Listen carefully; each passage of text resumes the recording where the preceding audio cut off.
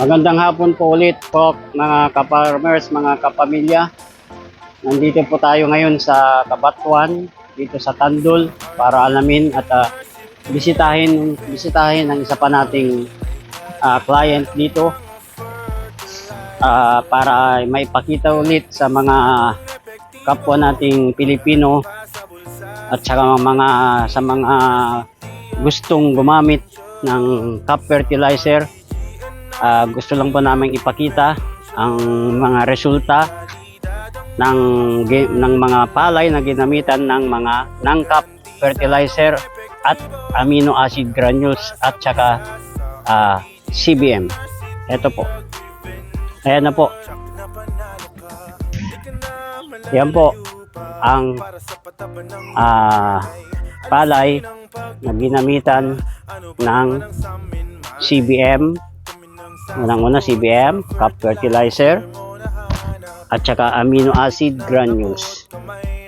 Yan po siya mga ka-farmers, mga kapamilya. Ayan po.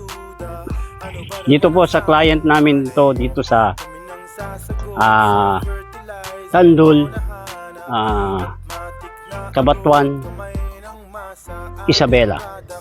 Yan po ang kanyang mga pananim. Yan po. Hanggang dun po yan. Mga kwan lang po ito siguro. Nasa 3,000 siguro to. O ganun mga kwan. Tapos nandun pa po yung kabila. Sa kabila po niyan. Yung kwan na yan. Yung school na yan. Nandun pa po yung iba. Yan po. Naging resulta po ay maganda po dahil ang may-ari nito, teacher, at saka maalaga po siya. Ayan po siya. Ayan po yung pananim. Sobra pong ganda. Lalaki.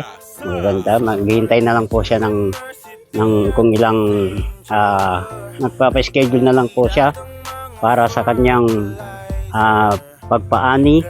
Kung hindi natin alam kung kailan. At palagay ko siguro baka next week to anihin na po to.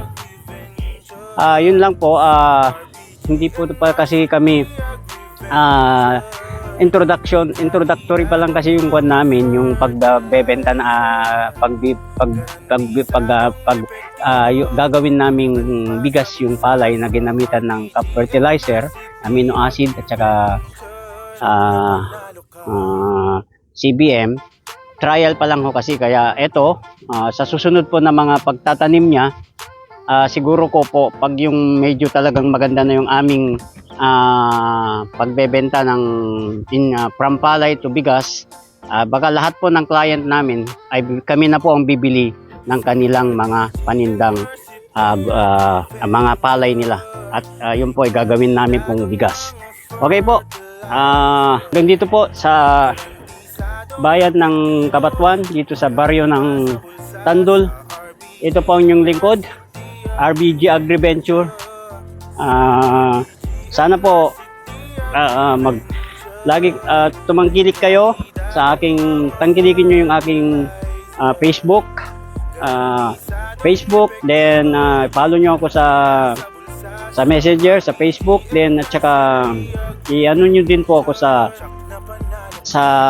aking YouTube channel. Sige po, marami pong salamat mga ka-farmers, mga kapamilya. Ano ba naman ang samin, malay mo, kami nang sasagot sa fertilizer mo nahanap at matik na abot kamay ng masa ating product.